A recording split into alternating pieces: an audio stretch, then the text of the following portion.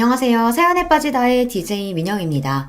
오늘 사연자는 주제도 모르고 자기 잘난 맛에 날뛰는 동서를 참교육해줬다는데요. 과연 어떤 사연인지 들어보겠습니다. 오늘도 두 가지 사연 준비되어 있어요. 끝까지 들어주실 거죠? 그럼 바로 시작할게요. 구독과 좋아요 잊지 말고 꾹 눌러주세요. 안녕하세요. 저는 40대 유부녀입니다. 저는 결혼도 하고 자식도 낳고 이 나이까지 살면서 누구랑 싸움 한 번 안 하고 무난하고 평화롭게 살아온 평범한 사람입니다. 저희 남편이나 제 친구들은 저에게 화라고는 없는 순하디 순한 사람이라고 해요. 평소에 누구한테 싫은 소리 할 줄도 모르고 화내는 것도 한 번 본 적 없다고요. 제 나이 50을 바라보고 있는데 저라고 왜 화가 없겠어요. 저도 욱하고 화날 때도 있지만 애써 좋게 좋게 생각하고 참고 사는 거예요. 물론 남들보다 비교적 화를 안 내는 데에는 저 나름대로 비결이 있기는 해요. 어릴 적부터 부모님께서 엄격하게 구셔서 남들 앞에서 제 감정을 드러내는 게 쉽지 않아요. 누가 저를 좀 불편하게 하거나 기분 나쁘게 해도 참고 넘어가는 게 저는 더 편합니다. 그게 어느 정도였냐면 학교 다닐 때 제가 아끼는 만화책을 빌려간 친구가 있었는데요. 그 친구가 그 책을 수업 시간에 읽다가 선생님께 걸려서 만화책을 선생님께 뺏기게 된 적이 있어요. 그 친구는 수업 시간이 끝나고 교무실로 찾아가 만화책을 돌려달라고 이야기했지만 선생님께서는 돌려주지 않으셨어요. 친구가 제 거라고 사정을 했는데도 오히려 저까지 불려가 혼났습니다. 학생이라는 것들이 공부할 생각은 안 하고 이딴 만화책이나 돌려봐? 너희 이번 기회에 내가 아주 버릇을 고쳐줄게. 이건 내가 알아서 처리할 테니까 교실로 돌아가서 공부나 해. 그리고 너희 둘 다 벌로 일주일간 화장실 청소야. 그 만화책은 제가 너무 아끼던 만화책이었어요. 2주 동안 용돈을 모아서 산 거였습니다. 저는 친구가 배상은 몰라도 당연히 저에게 미안하다고 사과라도 할 줄 알았어요. 그런데 친구는 본인 때문에 만화책을 뺏겼는데도 저에게 미안하다는 말은커녕 언급조차 하지 않았습니다. 아, 짜증나. 저 선생 너무 짜증나지 않냐? 만화책 뺏어갔으면 됐지. 왜 화장실 청소까지 하래? 그나마 우리 둘이 같이 해서 다행이다. 나 혼자 했으면 더 짜증났을 거야. 선생님께 뺏긴 제 만화책은 신경도 쓰지 않고 오히려 본인이 화장실 청소를 하게 됐다고 짜증만 냈어요. 그러면서 저와 둘이 같이 벌 서는 걸 당연하게 생각했습니다. 그 순간 저는 속으로 별의별 생각을 다 했어요. 만화책을 학교에 가져와서 수업 시간에 본 건 친구인데 왜 저까지 같이 혼인하고 화장실 청소까지 해야 하는 건지 도무지 이해가 되지 않았습니다. 지금이라도 선생님께 가서 나는 못하겠다고 따질까 싶기도 했습니다. 그런데 그날 저녁 학교에서 있었던 일을 들으신 부모님께서 오히려 저를 나무라셨어요. 수업 시간에 만화책을 본 건 그 친구 잘못이지만 어쨌든 그 만화책은 수정이 네 거 맞잖아. 그랬으면 같이 놓아서 화장실 청소할 수도 있는 거지. 뭐가 그렇게 불만이 많아서 툴툴거려? 이미 벌어진 일이니 친구한테 괜한 소리 하지 말고 그냥 도와주고 와라. 그래, 친구가 힘들면 당연히 도와주는 거지. 뭘 그런 걸 가지고 그래. 그러면 못 써. 저희 친정부모님께서 두 분 다 차분하고 점잖으세요. 두 분은 같은 동네에서 태어나 함께 어린 시절부터 성당을 다니시다 봉사단체에서 만나 가깝게 지내다 연애를 하고 결혼하셨어요.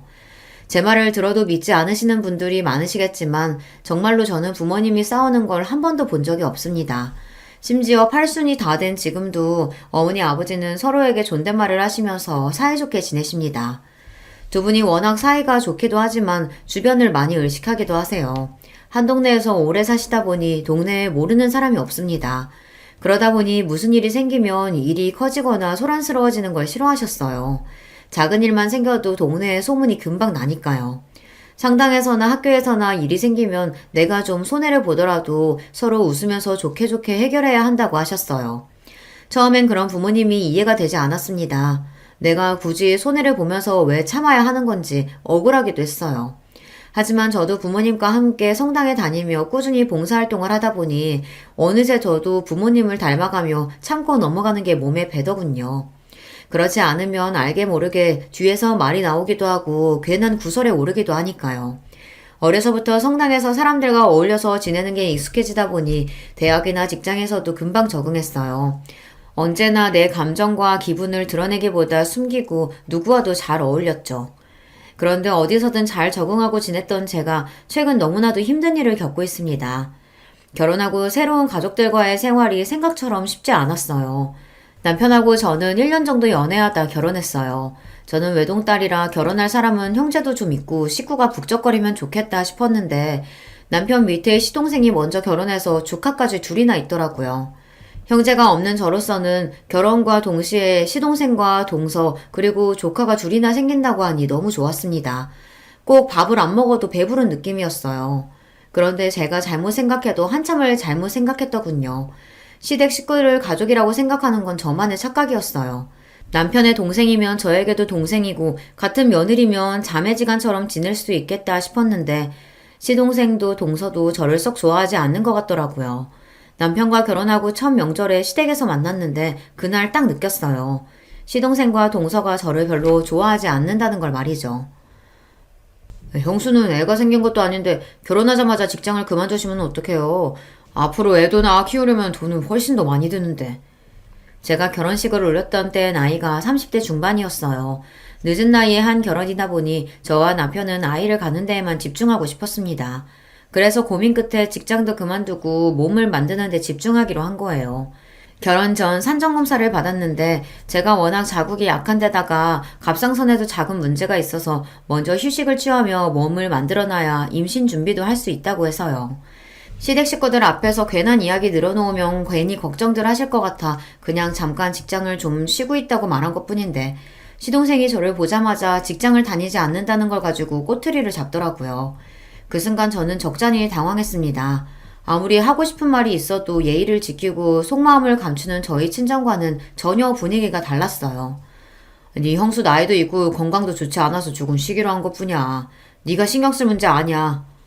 제가 당황해서 우물쭈물하고 있으니 남편이 나서서 이야기를 하긴 했지만 시동생은 여전히 이해가 되지 않는다는 듯한 표정이었어요. 형이 아직 결혼한 지 얼마 안 돼서 뭘 몰라서 그래. 살아봐라. 혼자 벌어서 가장 노릇하는 게 어디 쉬운 일인지.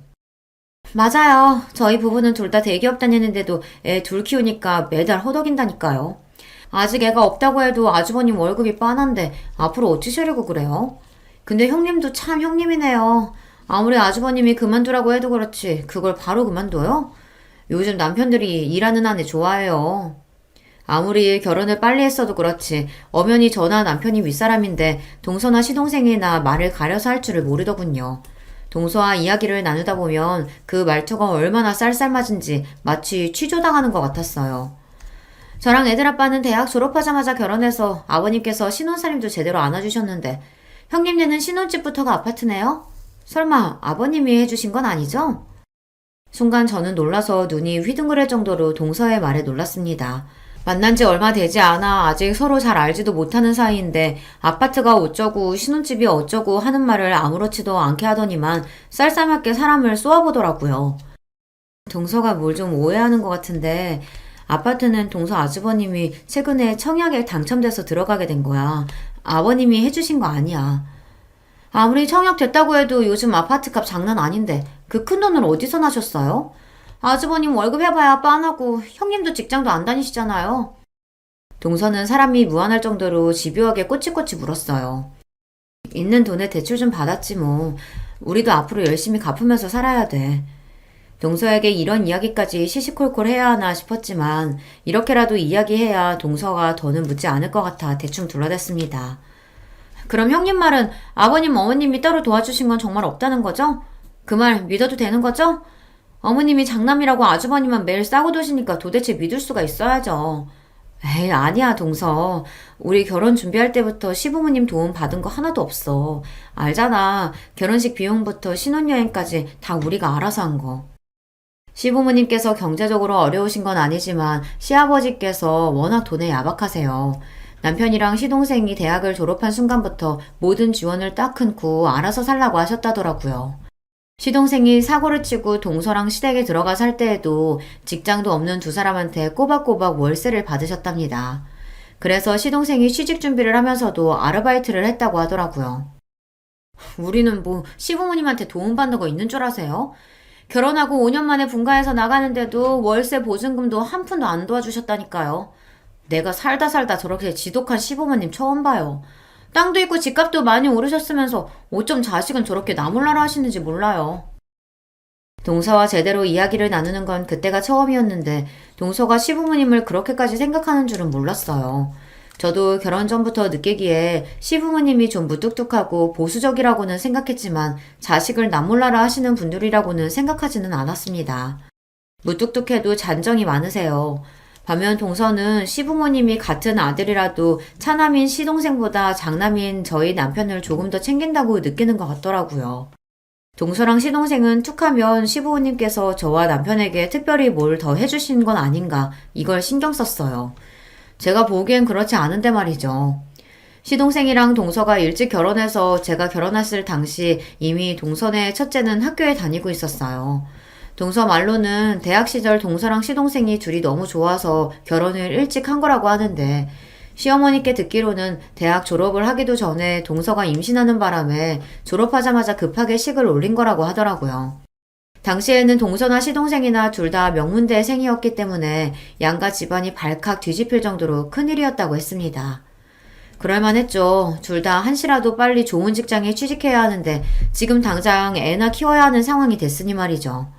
시아버지께서는 시동생과 동서에게 아직 나이가 어리니 우선 애부터 낳고 식을 올리자고 했답니다. 결혼 전에 임신한 게 자랑할 일도 아닌데 뭐하러 동네방네 소문을 내냐고요. 그때 동서가 당장 결혼시켜달라고 시댁에 와서 울고불고 난리를 쳤답니다. 배 나오기 전에 무조건 식 올려야 돼요. 배 불뚝 나와서 식장에 들어가기 싫다고요. 어쩌겠어요. 시부모님 입장에서는 어린 아들이 남의 집 귀한 딸을 임신시켰으니 나몰라라 할 수는 없었죠. 덕분에 동서랑 시동생은 배가 부르기 전에 결혼하고 몇 년간 시댁에 들어와서 살았어요. 동서는 시댁에서 살았을 때도 매일같이 시집살이를 했다고 툴툴거렸지만 그래도 시어머니께서 동서네 애들을 봐주신 덕분에 시동생이랑 동서가 둘 다 대기업에 입사했어요. 동서도 시동생도 어쨌든 시부모님 도움을 받아 애들도 키우고 취직에도 성공했으면서 혹시나 청약으로 당첨된 저희 아파트가 시아버지께서 사준 거기라도 할까봐 안절부절을 못하더라고요. 동서 하는 게 얄미워서 저도 한마디 했습니다. 동서 힘든 거 모르는 건 아닌데 그렇게 말을 하면 안 되지. 동서 결혼하고 몇 년 동안 시댁에 신세지면서 어머니가 애들도 다 키워주셨잖아. 그것만 해도 얼마나 많이 도와주신 거야. 형님이 애가 없어서 모르시나 본데 애 키우면서 공부하고 취직하는 게 보통 일이 아니에요. 아버님, 어머님이 능력이 있어서 생활비 주시는 것도 아닌데 당연히 키워주셔야죠. 동서는 명문대를 나와 대기업 다니는 사람이 생각이 짧아도 너무 짧더군요. 시부모님이 봉도 아니고 애도 키워주고 생활비까지 줘야 한답니까? 내가 애는 없어도 주변에 친구들이 다 애가 있어서 들은 게 있어. 이러면서도 애 봐주는 사람 없어서 동동거리는 게 얼마나 힘든데. 그래도 동서는 그런 걱정은 안 하고 편하게 일했잖아. 저도 누구한테 싫은 소리 하는 성격이 아닌데 동서와 이야기를 하다 보면 저절로 화가 나요. 그때였습니다. 제 말에 기분이 상했는지 동서가 인상을 팍 쓰더니 혼잣말을 중얼거렸어요. 일도 안 하고 애도 없는 주제에 뭘 한다고 훈계질이야.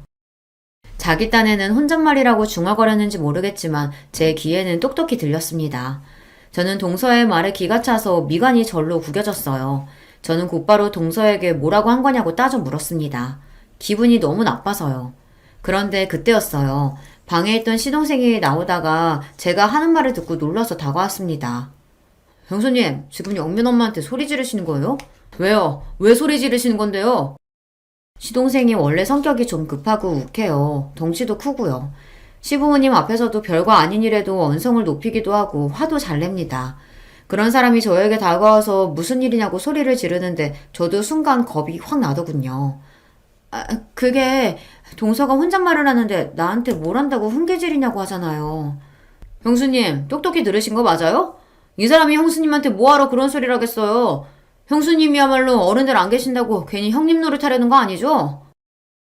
이게 다 무슨 소란이냐? 부모 앞에서 뭐하는 짓이야?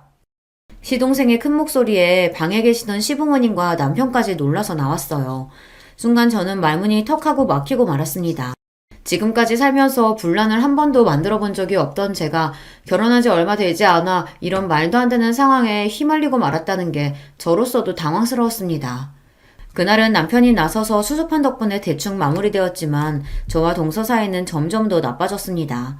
물론 항상 동서가 먼저 저에게 시비를 걸었어요. 한 번은 이런 적도 있습니다. 제가 늦은 나이에 결혼해서 아이가 잘 생기지 않아 병원에 다니고 있었습니다. 시험관 준비를 하고 있었어요. 1년 정도 병원에 다니며 고생을 했는데도 아이가 생기지 않으니 저는 한껏 예민해져 있었습니다.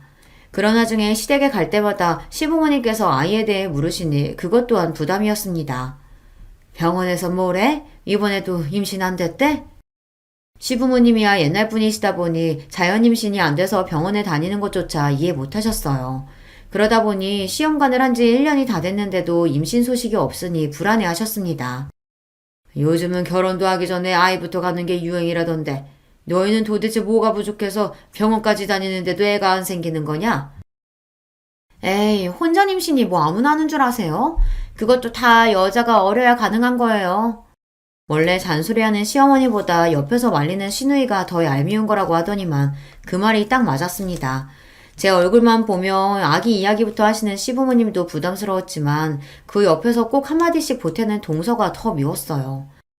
제가 아무래도 젊은 나이가 아니다 보니까 시간이 좀 걸리는 것 같아요. 그래도 포기 안 하고 끝까지 노력할 거니까 걱정하지 마세요.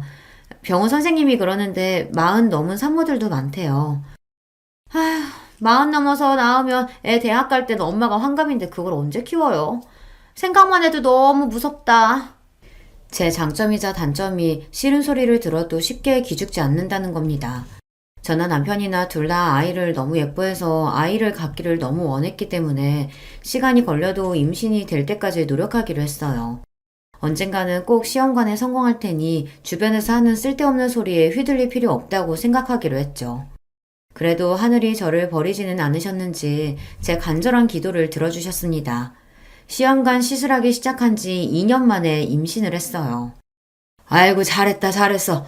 2년 동안 생고생고생하길래 옆에서 보기에도 너무 안쓰러웠는데 그래도 임신이 됐다고 하니 얼마나 다행이니? 처음 임신 소식을 알았을 때 너무 좋아서 남편이나 저나 동네방네 소문내고 싶었지만 혹시나 설레발을 쳤다가 아이가 잘못되기라도 할까봐 저와 남편은 2달이나 꾹꾹 참고 있다가 임신 12주를 넘기고 나서야 시부모님께 말씀드렸어요. 아휴, 내년까지도 안 생기면 제가 도시락 싸들고 다니면서라도 형님 말리려고 했는데 40 직전에라도 성공해서 다행이네요. 제가 키워보니까 애 키우는 게 보통 힘든 일이 아니더라고요. 애 어릴 때는 몸고생이 말이 아니었는데 좀 크니까 애 앞으로 들어가는 돈이 어마어마하더라고요. 형님도 마음 단단하게 먹으세요. 도대체 이게 축하한다는 말인지 엿먹으라는 말인지 잘 모르겠지만 어찌됐든 저에게는 좋은 일이니 동서 말쯤은 한 귀로 듣고 한 귀로 흘리기로 했어요. 그러던 어느 날이었습니다. 저희 아들이 태어나고 육아에 한창이던 때였는데 동서가 또 제게 시비를 걸어왔어요. 주말에 시어머니께서 잠깐 집에 들르라고 하셔서 아들을 데리고 갔는데요. 동서가 일찍 와 있더라고요. 둘째가 큰 애 넣어준다고 애 옷이랑 장난감 잔뜩 가지고 왔더라고. 먼저 키운 선배가 있으니 얼마나 좋니? 둘째가 눈이 높아서 애 물건은 다 비싸고 좋은 것만 잔뜩이라 하나같이 깨끗하고 다 새 것 같다. 동서가 제 아들에게 물려주겠다고 옷이랑 장난감을 잔뜩 가지고 왔더라고요. 처음엔 저도 동서가 웬일인가 싶었습니다. 제 아들 돌잔치에도 일이 바빠서 못 올 만큼 평소에 저나 제 아들에게 일절 관심도 없었거든요. 그런 사람이 무슨 바람이 불어 시댁까지 불러댔나 했더니만 또 사람을 앞에 두고 잘난 척을 할 심산이었더군요. 내가 이럴 줄 알았어. 형님, 민영이 내복 이거 다 시장에서 대충 사셨죠? 아기들은 피부가 약해서 내복은 무조건 오가닉 제품으로만 입혀야 한다니까요. 이거 제가 백화점에서 10만 원도 넘게 주고 산 내복이니까 당장 이거로 갈아입히세요. 괜히 싸구려 입혔다가 애 아토피라도 생기면 엄마가 얼마나 고생하는데요. 동서는 참 이상합니다. 먼저 저한테 어디서 샀냐고 묻지도 않아 놓고는 무조건 제가 산 물건은 매일 시장에서 산 거 아니냐고 했어요. 그것도 듣기 싫은 말투로요. 동서, 이거 시장에서 산 거 아니야. 다 친구들한테 선물 받은 건데 무슨 소리야.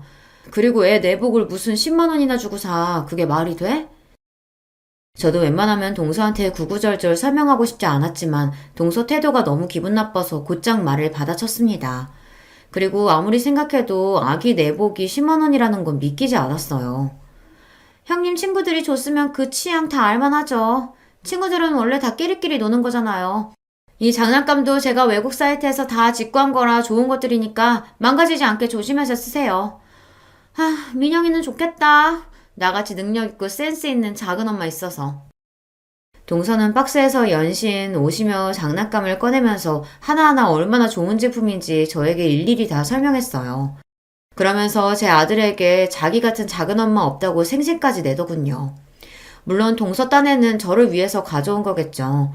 그런데 동서가 하는 말을 가만히 듣고 있으면 어쩐지 기분이 상했어요. 마치 제가 좋은 제품이나 옷을 애한테 사주지 못해서 동서에게 구걸이라도 하는 느낌이 든달까요? 그 이후로도 줄곧 동서는 저와 제 아들을 만나면 입고 있는 옷이나 신발을 보고 꼬투리를 잡았어요. 한 번은 시댁에 행사가 있어서 식당에서 저녁을 먹기로 했는데 주차장에 미리 도착한 저와 동서가 만난 적이 있었습니다. 그런데 차에서 내리는 저를 가만히 지켜보던 동서가 제 옷을 보더니 입까지 가리고 실실 웃더라고요. 평소 동서를 생각했을 때 절대 좋은 얼굴로 웃는 것 같지 않아 저는 절로 미간이 구겨졌습니다. 동서는 만날 때마다 도대체 왜 저러는지 모르겠어요. 동서가 특출나게 집안이 좋다거나 부티가 나는 사람이면 저도 그러려니 하겠는데요. 그래봤자 동서도 평범한 회사원이고 친정도 동네에서 갈비집을 운영하는 걸로 알고 있어요. 물론 동서도 어려서부터 부족한 거 없이 곱게 자란 건 알아요. 아무리 그래도 그렇지 그렇다고 다른 사람을 마음대로 무시해도 되는 건 아니잖아요. 동서의 태도에 순간 기분이 확 상해서 곧바로 동서에게 물었어요. 뭐가 웃겨서 혼자 웃냐고요. 그러자 동서가 하는 말이 기가 막혔습니다. 형님, 오늘 가족끼리 모여서 외식한다고 혹시 오랜만에 동대문 시장이라도 가서 쇼핑하고 오셨어요? 동대문? 내가 갑자기 동대문을 왜 갔다 와? 나 동대문 안 갔다 왔는데. 뜬금없이 무슨 소리를 하는 건가 싶어서 저는 의아했습니다. 갑자기 사람을 보고 웃더니 동대문 시장이 웬 말인가 싶었죠. 어머, 근데 짝퉁이 너무 잘 만들긴 했다. 다른 사람이 입었으면 깜빡 속을 뻔했어요. 형님, 아무리 몰라도 그렇지 이런 건 돈 주고 사지 좀 마요. 이거 샤넬 짝퉁이에요. 제 곁으로 다가온 동서가 제가 입은 코트를 만지작거리더니 제 옷이 명품 짝퉁이랍니다. 저는 순간 너무 황당해서 얼굴이 새빨개졌어요. 동서, 설마 지금 이게 짝퉁인 줄 알고 나더러 동대문 갔다 왔냐고 한 거야? 동서, 이거 짝퉁 아니야. 이거 진짜 샤넬이야. 식당 지하주차장에서 제가 이런 이야기를 할 줄은 몰랐는데 너무 억울해서 가만히 있을 수가 없었습니다. 그런데 제 말에도 동서는 오히려 더 크게 웃었어요. 아우, 형님, 뭘 그렇게 정색하세요? 알았어요, 알았어. 제가 너무 큰 소리로 말해서 형님이 쪽팔리셨나 보네. 걱정하지 마세요. 제가 가족들 앞에서는 비밀로 해드릴게요. 근데 앞으로는 이런 거 사지 마세요. 이런 티나는 짝퉁 살 바에야 그냥 보세에서 깨끗한 거 사서 입는 게 형님한테 더 어울려요. 저는 지나가던 사람에게 뒤통수라도 얻어맞은 것처럼 뒷골이 다 얼얼했습니다. 황당해서 말문이 턱 막혔어요. 그런 와중에 동서는 자기 할 말만 하고는 그대로 식당으로 올라가 버렸습니다. 그날 이후 동서를 만나기로 하면 저도 모르게 긴장이 됐어요. 동서가 오늘은 또 나를 보고 무슨 말을 할까 싶어 긴장됐습니다. 그래서 괜히 옷차림이나 겉모습에 신경을 쓰게 됐어요. 남편이나 아들도 마찬가지였습니다. 동서는 제 남편이나 아들을 보고도 이런저런 말을 하다 보니 제가 더 챙길 수밖에 없었어요. 그뿐만이 아니에요. 한 번은 우리 집에 온 적이 있었는데요. 동서는 남의 집에 와서도 그 쫄싹거리는 입을 또 함부로 놀렸습니다. 역시 대단지 아파트가 좋기는 좋다. 지은 지 얼마 안 된 집이라 그런지 단지 안에 공원도 있고 헬스장도 있고 애들 유치원에 학교까지 너무 잘 돼 있어서 멀리 갈 필요도 없겠어. 둘째 너희들도 맨날 놀러만 다니지 말고 빨리 돈 좀 모아서 아파트 사. 언제까지 애 둘 데리고 그 작은 빌라에서 살 거야? 발단은 시아버지께서 우리 집을 보고 좋다고 한마디 한 데서 시작됐습니다. 시아버지께서 대단지 아파트인 우리 집이 좋다고 칭찬하면서 동서네랑 비교하자 동서가 기분이 상했는지 눈빛이 확 변하더라고요.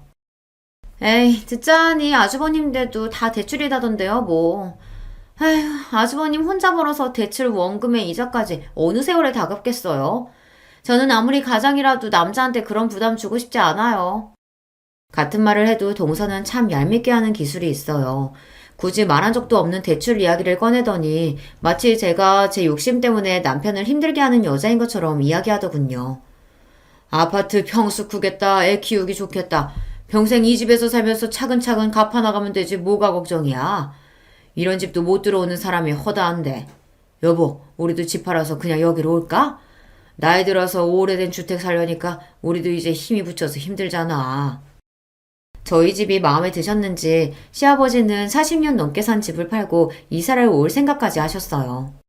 좋은 생각이에요, 아버지. 여기 살기도 좋지만 이세박 씨는 신축이라 앞으로 오르기만 할 텐데요. 지금이라도 이사 오시면 좋죠. 어떻게 제가 부동산에 알아볼까요?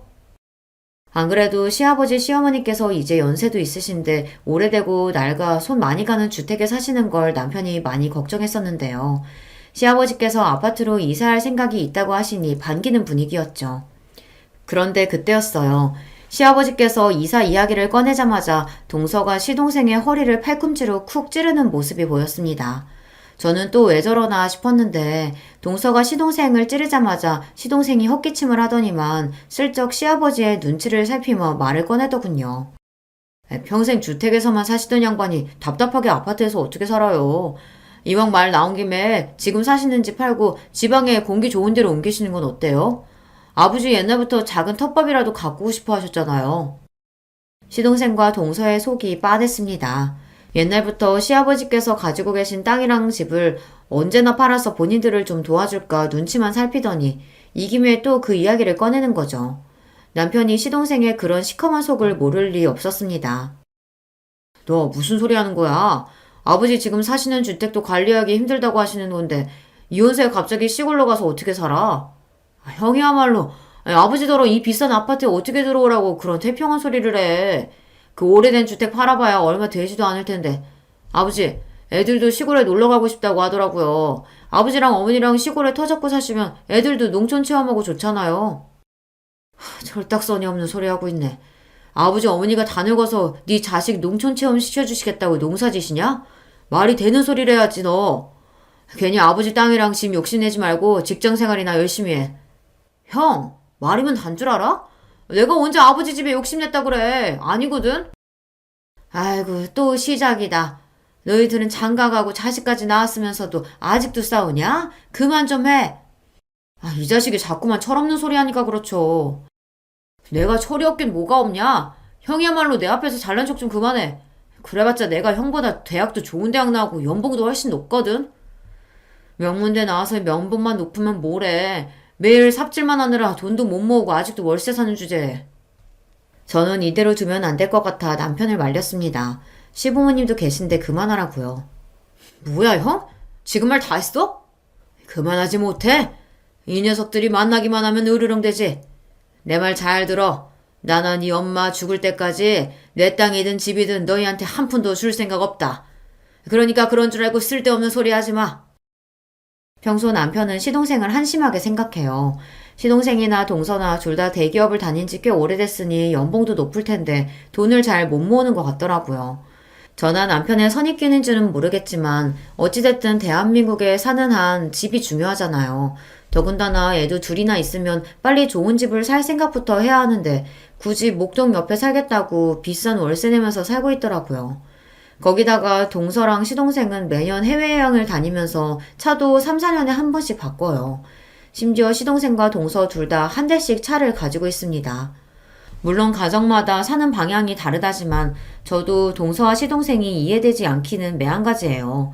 동서를 볼 때마다 느끼는 거지만 제 기준에서는 동서가 좀 과하게 보일 때가 있거든요.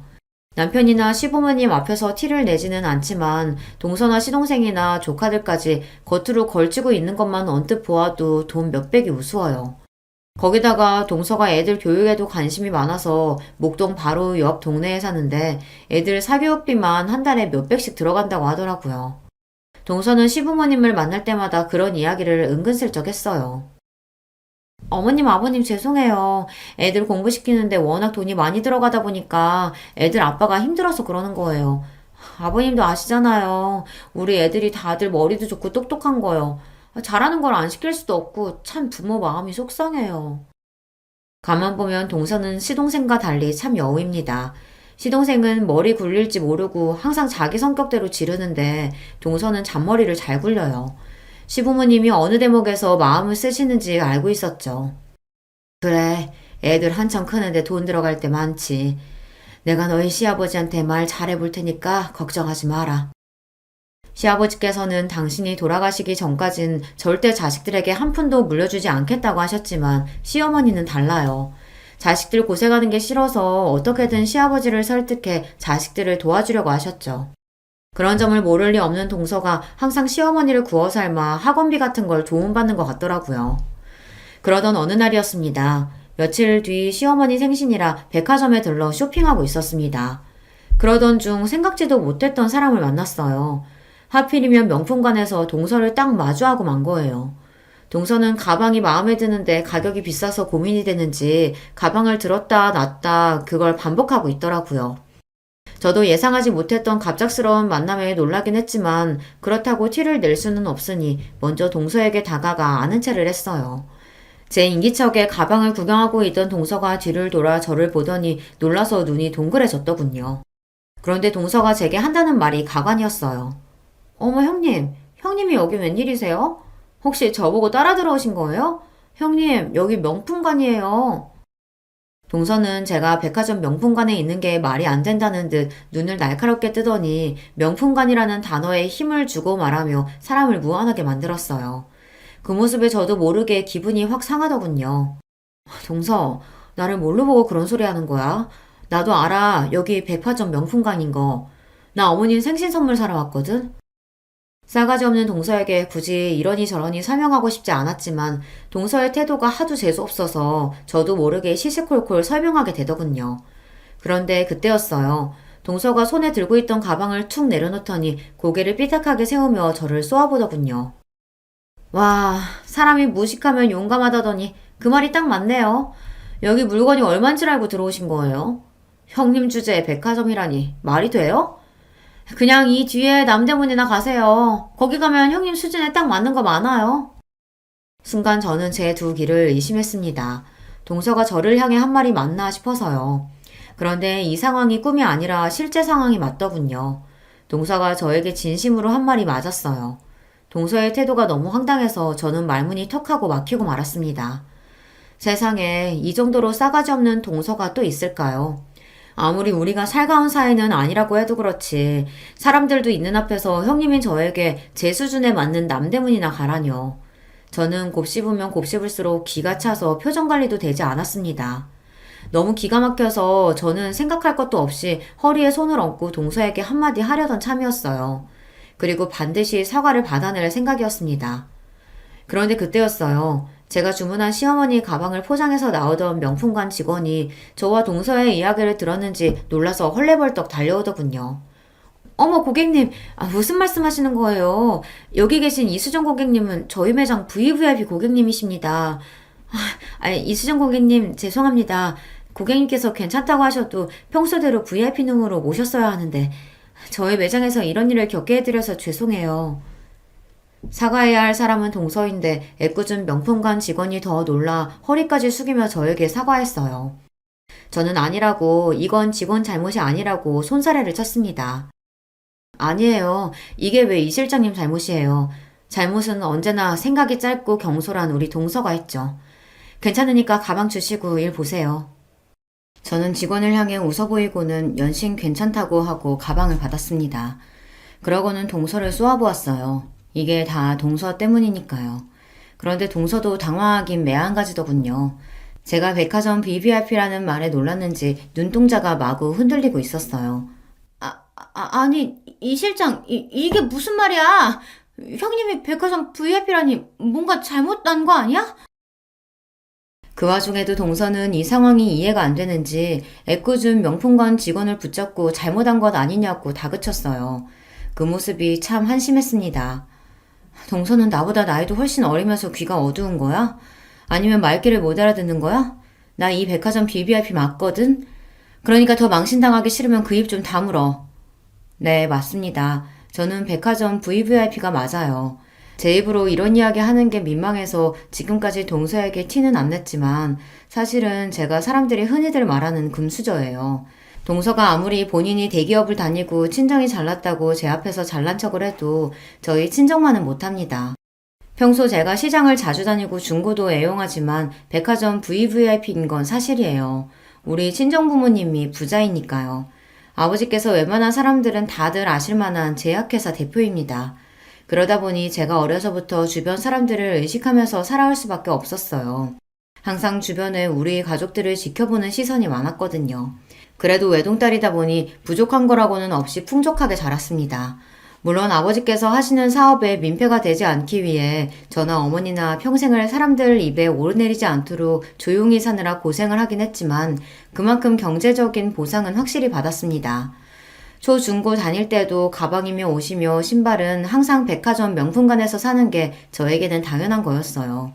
그러다 보니 백화점에서 VIP 대접을 받는 건 언제나 익숙했죠. 제 주변에 아는 사람들도 다들 그러니까요. 저도 다른 지인들처럼 조건 맞는 사람들과 선도 보고 소개도 많이 받았지만 만남이 잘 이루어지지 않았습니다. 그러다가 늦은 나이에 남편을 만난 겁니다. 남편은 비교적 평범한 가정에서 평범하게 살아온 사람이라 좋았어요. 부모님도 제가 시집을 못 갈 줄 알았는데 늦게라도 남편을 만나 다행이라고 하시며 흔쾌히 허락해 주셨습니다. 저는 굳이 저에 대해 숨길 생각은 아니었어요. 결혼 초부터 동서나 시동생이 시부모님 재산을 가지고 항상 예민하게 구는 모습을 보니 자세하게 말하지는 않았지만 사실 저와 남편이 결혼할 때 청약으로 받았다고 했던 아파트도 사실 친정아버지께서 대학 졸업할 때 선물로 주신 거예요. 그런 이야기를 시동생이나 동서에게 하는 게 아무래도 민망해서 하지 않은 겁니다. 제 경험상 저희 부모님 이야기를 하면 100의 반은 부러워하지만 나머지 반은 질투하면서 싫은 소리를 하더라고요. 나중에는 부모님 덕분에 제가 긍정적인 거라는 등 저에게 돈 걱정 없어서 태평하다는 등 비아냥거리기도 하고요. 그런 말들이 다 틀린 말은 아니지만 제가 직접 들을 때마다 마음이 상할 때가 있었어요. 그래서 굳이 주변의 집안 이야기를 잘 안 해요. 거기다가 남편 말이 만약 우리 집에 잘 산다는 걸 시동생이나 동서가 알게 되면 시부모님을 더 괴롭힐 거라고 했습니다. 부모님께 우리는 돈 걱정 없으니까 자기들한테 땅이고 뭐고 지금 당장 다 넘겨달라고 조를 게 뻔해. 그러니까 웬만하면 우리 상황 이야기하지 말자. 저도 남편 말에 동의했어요. 동서랑 시동생은 자기들이 좋은 직장 다니고 연봉도 높다고 매일 자랑하면서도 시부모님께 돈 챙기는 꼴을 못 봤습니다. 시부모님께서 적금이라도 타고 돈이라도 좀 생기면 조카들 핑계를 대서라도 빼서다 쓸 생각만 했으니까요. 그런데 더는 저도 동서의 헛소리를 못 들어주겠습니다. 개념도 없고 싸가지도 없는 동서를 봐줄 수 없었어요. 내가 자랑하는 것 같아서 말은 안 했지만 동서가 나에 대해 몰라도 너무 모르는구나. 우리 아버지가 현대제약 대표이사야. 그래서 나도 현대제약 임원이고 난 동서랑 달라. 나가서 힘들게 일 안 하고 가만히 놀고 있어도 알아서 돈이 들어온다고. 저는 결혼 전까지 아버지의 회사 일을 함께 돕다가 결혼한 지금은 아버지 회사에서 임원직으로 있어요. 진작에 증여받은 주식이랑 건물도 있어서 아무것도 하지 않아도 달마다 생활비가 척척 들어옵니다. 제가 부모님 재력을 가지고 누구한테 이런 식으로 이야기하는 사람이 아닌데 동서가 자꾸만 저를 무시하는 말을 아무렇지 않게 하니 저도 가만히 있을 수가 없더군요. 지렁이도 밟으면 꿈틀한다는데 동서의 무례함에 저도 도저히 참을 수가 없었어요. 말도 안 돼. 형님 친정이 현대제약이라고요? 형님네 부모님 매일 봉사 다니시고 그러셨잖아요. 그래서 매일 지질이 공상으로 사는 줄 알았는데. 동서는 잘못 생각해도 한참을 잘못 생각했더군요. 제가 집에서 아이 키우며 살림만 하며 사는 걸 보고 지질이 궁상으로 사는 줄 알았나 봐요. 동서가 공부는 해서 그런가? 세상을 너무 모르네. 우리 친정부모님 연세에 재력 없으면 남을 어떻게 도와. 다 재력이 있으니까 남도 도움에 사는 거지. 이제 보니 형님이나 형님네 친정이나 엄청 음흉하시네요. 남 돕는다고 잘난 척은 다 하시더니만 백화점 VVIP신 거 보니까 겉으로만 남 돕는다 그러고 뒤로는 꽤 사치 부리시나 봐요. 동서는 저를 무시하고 깔아뭉개려고 하다 안 되니 이제는 저로도 모자라 친정 부모님까지 끌어다가 모욕을 하더군요. 동서가 뭔데 우리 부모님까지 끌어다 막말을 해? 동서가 무슨 말을 해도 동서는 일개 회사원이고 나는 백화점 VVIP라는 사실은 안 변해. 그러니까 이제 그만 나한테 사과해. 동서는 하나만 알고 둘은 모르더군요. 제가 백화점 VVIP인 게 질투가 나면서도 어떻게든 그 점을 가지고 사람을 몰아붙이려고 사치스러운 거로 몰아가더군요. 저도 가만히 받아줄 생각은 없었습니다. 동서의 무지함과 몰상식함을 받아주는 건 이제 끝이거든요. 사과는 무슨... 제가 뭘 잘못했다고 형님한테 사과를 해요. 저 잘못한 거 없어요. 제가 전과는 다르게 행동하니 동서도 많이 당황했는지 잘못한 거 없다고 소리를 지르면서도 혼자 손을 부들부들 떨면서 어쩔 줄 몰라 했습니다. 어떻게든 나를 이겨보겠다고 입에 개거품을 물고 이야기하는데 소용없었죠. 동서가 나한테 잘못한 게 없어? 좋아. 난 무슨 일이 있어도 동서한테 사과를 받아야겠어. 그 순간 재수없는 동서의 얼굴 뒤로 조금 전까지 동서가 만지작거리고 있었던 가방이 눈에 들어오더군요. 저는 이거다 싶었습니다. 동서가 아무리 대기업을 다닌다고 해도 어차피 월급쟁이잖아. 월급 받아봐야 뻔한데 동서야말로 명품은 무리 아니야? 이왕 온 거 동서가 아까부터 계속 주무르던 가방 내가 저거 사줄게. 대신 지금 당장 나한테 사과해. 말하면서도 저도 반신반의했습니다. 평소 제 앞에서 똑똑한 척이란 똑똑한 척은 다 하던 동서가 명품 가방 하나 갖겠다고 자존심을 구기고 사과할까 싶어서요. 그런데 동서는 자존심이란 없는 사람이었습니다. 명품 가방을 사주겠다는 말에 곧바로 얼굴에 미소가 번지더군요. 형님, 진짜예요? 제가 사과만 하면 저 가방 사주실 거예요? 그러더니 제 말이 진짜냐고 확인까지 했습니다. 그 순간 기가 차서 웃음이 다 튀어나오더군요. 저는 사실이라고 사과만 하면 저 가방을 이 자리에서 바로 사주겠다고 했습니다. 그러자 동서는 고민도 안 하고 제 앞에 고개를 숙였어요. 형님, 죄송해요. 제가 이렇게 뭘 몰라요. 지금까지 형님을 몰라봤어요. 앞으로는 절대 형님 기분 상하게 하는 일 없을 거예요. 동서가 이런 애인 줄은 꿈에도 몰랐습니다. 평소 명품, 돈 좋아하는 건 알았지만 이 정도인 줄은 몰랐어요. 원래 미운 놈 떡 하나 더 준다고 하잖아요. 동서가 아무리 거지 같아도 약속은 약속이니 저는 바로 명품관 직원에게 가방을 포장해달라고 했습니다. 그러자 동서가 설레발을 치며 발을 동동 구르더군요. 그러더니 제 손을 부여잡았어요. 어머 형님 진짜 사주시는 거예요? 대박 형님 최고! 이렇게 쉽게 동서에게 사과를 받을 줄 알았으면 진작 사줄 걸 그랬습니다. 그리고 순간 차라리 이 김에 동서 길을 확 죽이자 싶더군요. 나 빈말하는 사람 아닌 거 몰라? 동서도 앞으로는 정신 좀 차리고 나한테 형님 대접 똑바로 해. 앞으로 어떻게 하는지 내가 똑똑히 지켜볼 거야. 어머 형님도 참 제가 뭘 어쨌다고. 저야 형님이 편하고 좋으니까 그랬던 거죠. 암튼 가방 너무 감사해요. 앞으로 제가 형님한테 진짜 잘할게요. 동서에게 이런 면이 있는 줄은 몰랐습니다. 제가 별 볼 일 없어 보일 때는 본인이 대기업쯤 다닌다고 얼마나 잘난 척을 했는지 몰라요. 거기다가 사람을 면전에서 마음대로 무시하더니만 명품 가방 하나에 눈웃음을 살살 치더군요. 이왕 이렇게 된 거 저는 차라리 잘 됐다 싶었습니다. 제가 아무리 미워해도 동서와 제가 동서지간이라는 사실은 변하지 않으니 이 기회에 동서를 확 휘어잡아서 제 마음대로 주무를 수 있을 것 같았어요. 그날 이후 동서와 저와의 관계는 180도 달라졌습니다. 명품 가방도 가방이지만 저희 친정이 빵빵하다는 걸 알고 나서는 동서가 일절 저를 무시하거나 막말을 하지 않았어요. 오히려 제가 한마디 하거나 싫은 소리를 해도 실실 웃어 넘기더군요. 이번 어머니 생신에는 동서가 미역국 끓여오기로 한 거 안 까먹었지? 어머니는 고기 말고 굴러온 거 좋아하시니까 꼭 굴러와서 준비해. 그럼요. 형님이 저번부터 신신당부하셔서 제가 진짜 굴이랑 미역 사뒀어요. 걱정하지 마세요. 참, 아주버님께 들었는데 형님은 굴 싫어하신다면서요? 제가 형님 드시게 따로 고기만 넣어서 끓여갈게요. 시댁 일이라면 매번 본인이 바쁘다는 핑계로 저에게 떠넘기려고 하더니만 이제는 시키지 않아도 다 알아서 하고 심지어 저까지 챙기더라고요. 이유가 어찌됐든 동서에게 형님 대접을 제대로 받을 줄 알았으면 진작 저에 대해 솔직하게 다 이야기할 걸 그랬나 봐요. 물론 사람 성격이 어디 가는 건 아니다 보니 동서는 지금도 제가 입은 옷이나 산 물건을 보고 생각 없이 말을 툭툭 할 때도 있지만요. 제가 슬쩍 쳐다보기만 해도 이제 눈치를 봐요. 어머 형님 눈빛 무서워요. 알겠어. 농담이에요. 요즘 같으면 아주 시댁 갈 맛이 납니다.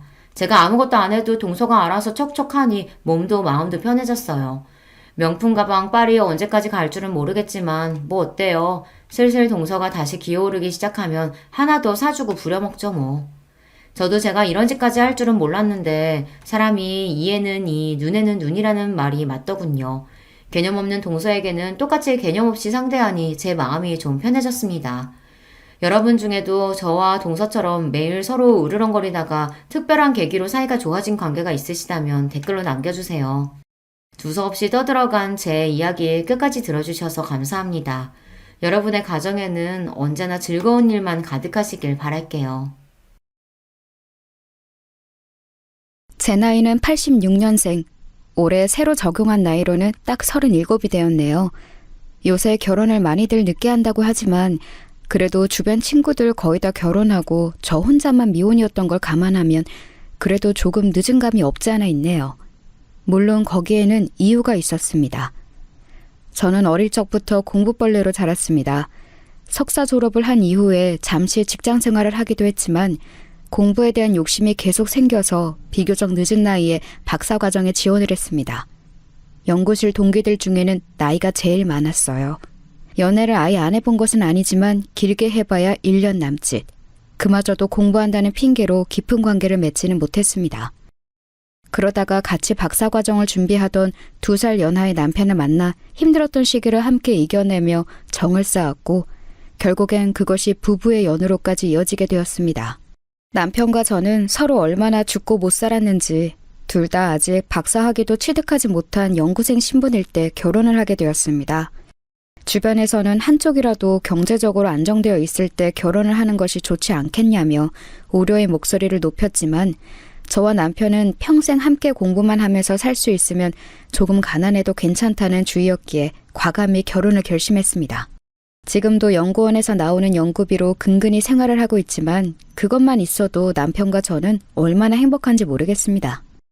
남편의 집안은 대대로 학자 집안이었습니다. 엄청 부유하다고 할 수는 없지만 시아버지가 오랫동안 대학 교수로 일을 하셨고 남편의 형 2명도 다 박사과정을 거쳐 대기업에 입사한 인재들이었죠. 막내 아들인 남편은 대학을 졸업하고 약간의 방황의 시간이 있었다고 해요. 형들은 다 탄탄대로로 학위도 따고 취업도 하고 했는데 정작 본인은 정말 하고 싶은 일을 찾지 못해 허송세월을 보냈다고 해요. 그러다가 뒤늦게 저와 같은 전공인 이 분야에 눈을 뜨게 되어 정말 열심히 공부를 했어요. 사실 처음엔 눈에 잘 띄지 않는 그저 대학원 후배 정도로만 여겼었는데 매일같이 함께 밤을 새고 연구하다 보니 정이 들었어요. 그 사람의 본 모습을 가까이서 보기 시작하니까 정말 알면 알수록 좋은 사람이더라고요. 이 사람이라면 내 남은 삶을 함께해도 되겠다 싶었습니다. 그렇게 남편에게 꿈만 같은 프로포즈를 받고 얼마 지나지 않아 상견례 날이 다가왔습니다. 이 이야기가 참 재미있습니다. 정말 드라마에나 나올 법한 얘기랍니다. 상견례 날이 되자 저는 공부만 하느라 찌들었던 모습을 잠시 탈피하고 나름 단정하게 꾸미고서 나섰습니다. 저는 외동딸이었기에 엄마, 아빠, 저 셋뿐이었지만 남편 집안은 삼형제에 아주버님들이 다 결혼을 하셨으니 시어머니, 시아버지까지 총 7명이나 되었죠. 예약되어 있던 룸에 저희 가족이 먼저 도착하고 시아버지와 시어머니와 남편이 도착해서 이런저런 이야기를 나누고 있었습니다. 그때까지 분위기는 아주 순조로웠어요. 그런데 이내 노크 소리가 들리더니 큰 아주버님 내외가 들어서는데 형님 되실 분이 낯이 많이 익었습니다. 큰 눈에 오똑한 코, 늘씬한 몸매의 그 모습은 분명 제가 알던 그 사람이었습니다. 어서오세... 어? 아니 너 임지영? 너가 어떻게 여기? 아니 그럼 내 시연이 될 사람이 너야? 어머나 세상에. 어머나 공구벌레 박수희? 야 어머 웬일이야. 도련님 결혼한다 그래서 섹시 될 사람이 누군가 했더니 그러게 야 정말 아버님 어머님 지영이랑 저는 고등학교 동창이에요. 이런 데서 이런 인연으로 다 만나네요. 그래? 아이고 사람 인연 참 신기하구나.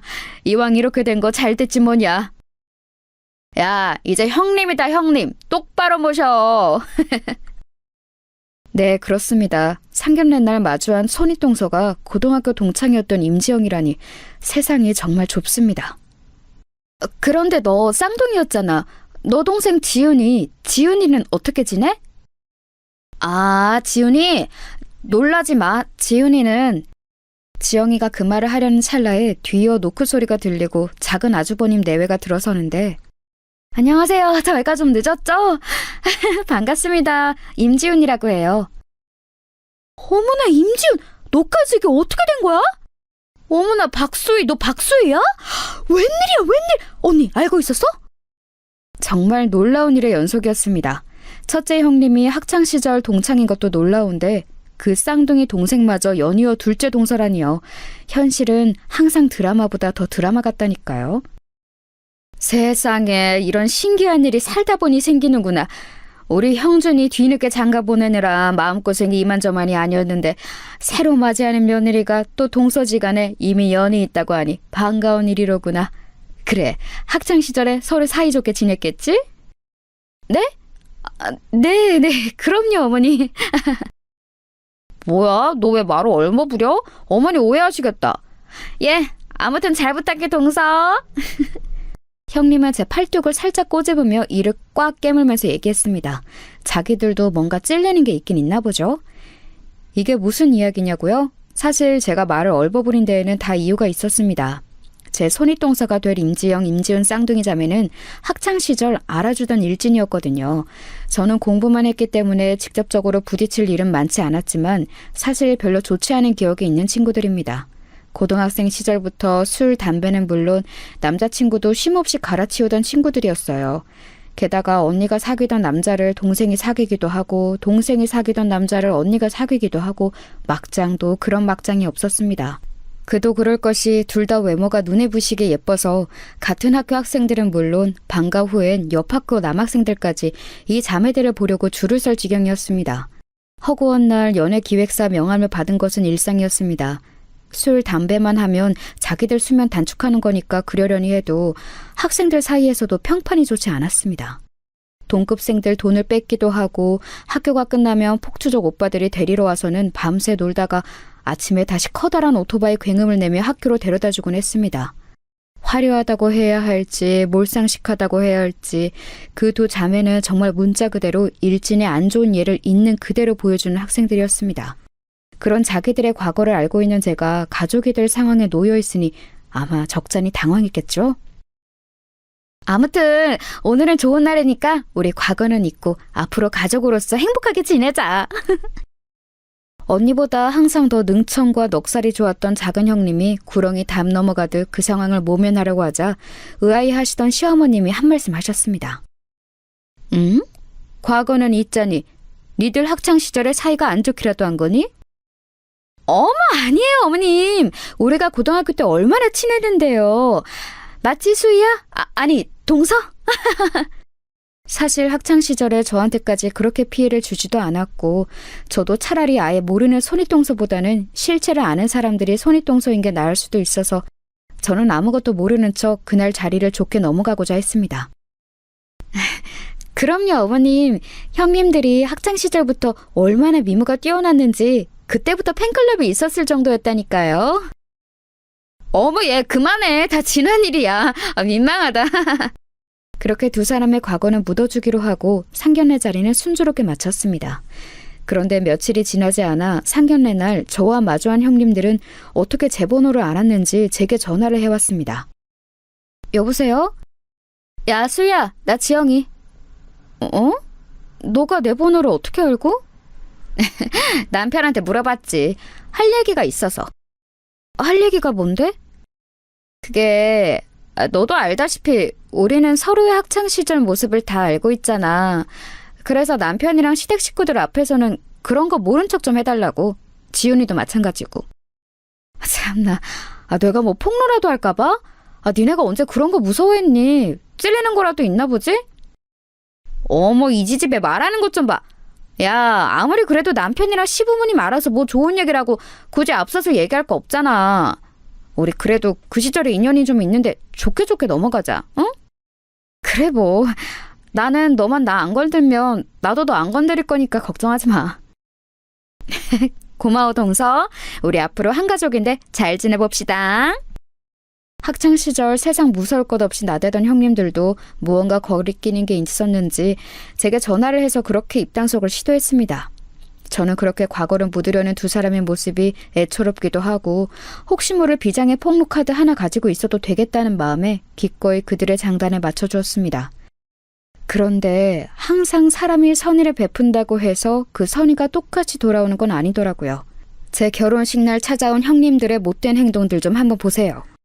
상견례 후 얼마 지나지 않아 결혼식을 치렀는데 저와 남편 둘 다 아직 가난한 대학원생이라 결혼식에 큰돈을 들이고 싶지 않아서 제가 어릴 적부터 오래 다닌 조그만 교회 예배당을 빌려 간소하게 식을 올렸습니다. 그런데 형님들이 신부 대기실에 찾아와서는 처음엔 반갑게 인사하더군요.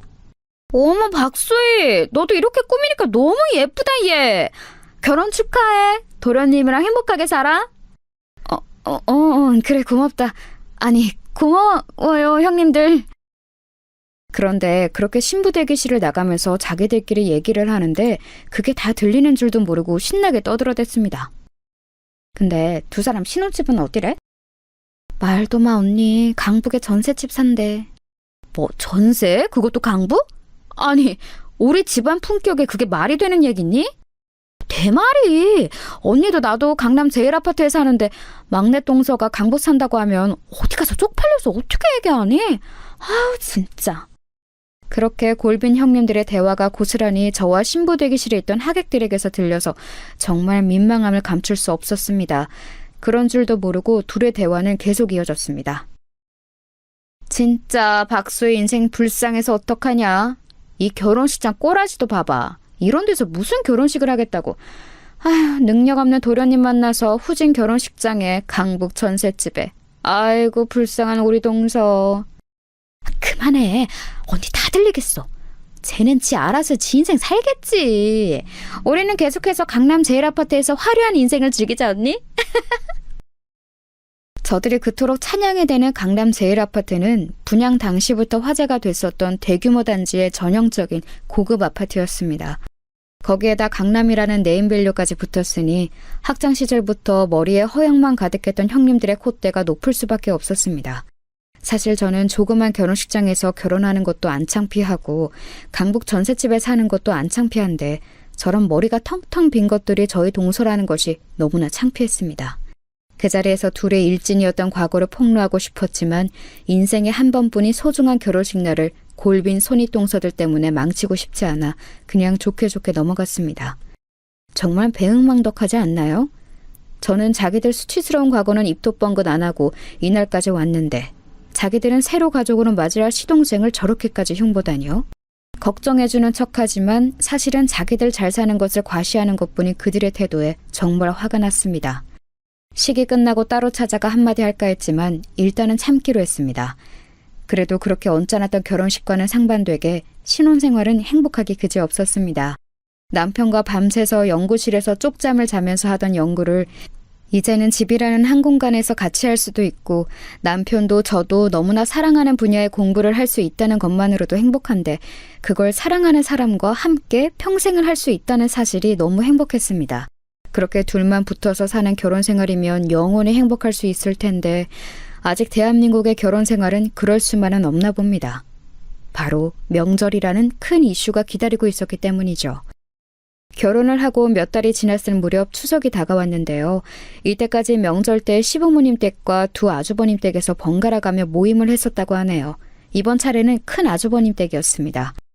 저는 정말 가기 싫었습니다. 그 잘난 강남 제일 아파트로 우리를 불러들여 또 얼마나 자기네가 잘 사는지 거들먹거릴 게 뻔히 보였거든요. 자기들 사는 걸로 거들먹거리는 것까지야 좋다 이거예요. 그런데 왜 아무 부족함 없이 잘 살고 있는 저희 부부까지 걸고 넘어지면서 무시하냐는 말이죠. 그나마 가족들이 다 서울 살아서 명절 당일에만 저녁 식사를 한다고 해서 하루만 참고 견디자 하는 생각으로 버티기로 했습니다.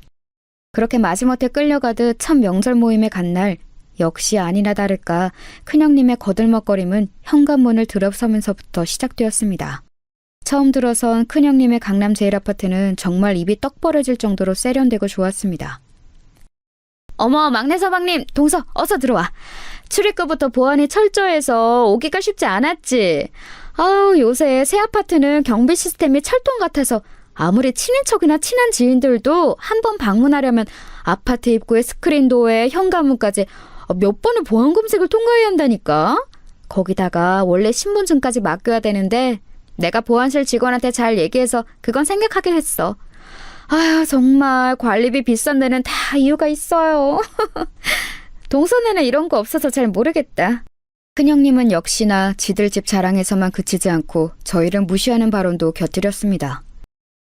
정말 좋은 데 사시네요. 그런데 저희는 둘만 살고 딱히 뭐 훔쳐갈 것도 없어서 이렇게까지 필요가 없어요. 에이, 동서 부러워서 그러는구나? 부러우면 그냥 부럽다고 해. 우리 사이에 쪽팔릴 게 뭐가 있다고. 서방님도 얼른 박사 따고 돈 벌어서 좋은 집으로 이사 가야죠. 우리 수희 서방님 아내이기 이전에 제 친구라고요. 아시겠죠? 저를 위해주는 척 말하는 것 같지만 사실 저 말은 자기네가 얼마나 잘 사는지 거들먹거리기 위한 말이었습니다. 생각해보면 자기 능력도 아니고 얼굴 좀 반반한 걸로 공부만 한 새님 같은 큰아주머니 꼬셔서 아주버님의 재산을 누리고 사는 주제에 마치 자기가 뭐라도 되는 양 구는 게 같잖았습니다. 서방님, 전셋집 사는 거 좀 어때요? 많이 힘들죠? 연구실에서도 멀지 않아요? 그럼 차 타고 다녀요? 저희는 사실 차를 쓸 일이 많이 없기도 하고 필요하면 장인어른이 오랫동안 타시다 물려주신 차 있어서 그거 가끔 이용해요. 그런데 기름값이 비싸서 최대한 뚜벅이로 다녀요. 불쌍한 내 동창생 수희야. 이 형님이 가끔 너 태워다 줄 테니까 다리 아프고 그러면 연락해라. 알았지? 듣자 하니 큰형님은 차도 아주 좋은 것을 타고 다닌다고 하더라고요. 아주버님을 조르고 졸라 최고급 이탈리아 수입 스포츠카를 뜯어냈다고 하지 뭐예요. 나중에 들은 얘긴데 아주버님은 몰래 빚을 내서 그 차를 선물했다고 하네요. 남편이 자기 형들은 공부만 해서 세상 물정 모른다는 이야기를 자주 했는데 세상 물정 모르는 정도가 아니라 호구도 그런 호구가 또 없어요. 쟤네들이 학창시절에 어떻게 놀고 다녔는지 뻔히 아는 저는 아주버님들이 소위 말하는 퐁퐁남으로밖에 안 보이는 거 있죠? 퐁퐁남이 뭔지는 다들 아시죠? 아내 될 사람이 결혼 전에 신나게 놀아제끼다가 결국엔 세상 물정 모르는 아주버님 같은 순진한 남자 꿰차서 그 남자 재산 축내면서 사는 여자들. 그 여자들의 남편을 퐁퐁남이라고 부른답니다. 남자라면 섭섭지 않게 만나봤을 형님들이 어쩌면 그렇게 자기들이 벗겨먹기에 딱 좋은 아주버님들을 꿰찼는지 정말 그것도 능력이라면 능력인 것 같아요. 이대로는 계속해서 큰형님의 거들먹거림이 계속될 것 같아서 제가 화제를 전환했습니다. 형님들, 이제 저녁 준비해야죠? 제가 뭘 도우면 될까요? 맡겨만 주세요. 됐어. 동서는 그냥 쉬어. 어차피 출장 뷔페 불렀으니까 조금 있으면 사람들 올 거야. 일부러 아버님 어머님 오실 시간에 주문해 놓았으니까 그때까지 그냥 편히 쉬면 돼. 아이고, 고생만 하고 살아가지고 아직 부잣집 문화를 잘 모르네 우리 동서가. 응? 그래, 야 수야, 이참에 배 터지게 먹고 가. 니네 부부가 언제 어디 가서 이런 뷔페 얻어먹겠니? 남은 것도 좀 싸가고. 옆에서 듣고 있던 작은 형님은 그 잘난 체를 거들었습니다. 화제를 돌리려고 한 것이 오히려 형님들의 거들먹거림을 도와준 꼴이 되어서 분했습니다. 뒤늦게 시부모님들이 오시고 정말 밥이 입으로 넘어가는지 코로 넘어가는지도 모르게 그렇게 언짢은 명절 식사 모임은 마무리되었습니다. 돌아가는 차 안에서 남편이 제게 말을 걸었습니다. 여보 미안해. 내가 아직 자리를 못 잡아서 우리 집에다가 형님들처럼 내세울 게 별로 없네. 얼른 공부 열심히 해서 논문도 통과하고 그걸로 자리도 잡을게. 아니야, 여보가 왜 미안해. 쟤네들 고등학교 때부터 저랬어.